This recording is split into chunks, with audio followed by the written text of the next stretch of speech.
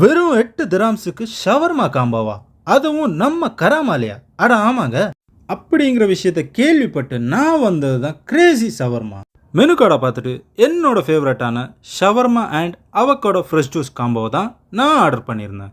ஃபைனலாக நம்ம ஆர்டர் பண்ண நம்மளோட காம்போ டேபிளுக்கு வந்துடுச்சு.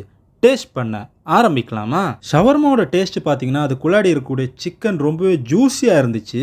ஓவராலாக மைனஸோட சேர்த்து சாப்பிடும்போது க்ரீமி டெக்ஸ்டரில் வேற லெவலில் இருந்துச்சு. அவகோடோ ஜூஸுமே பார்த்தீங்கன்னா ரொம்பவே ரிச்சாக இருந்துச்சு.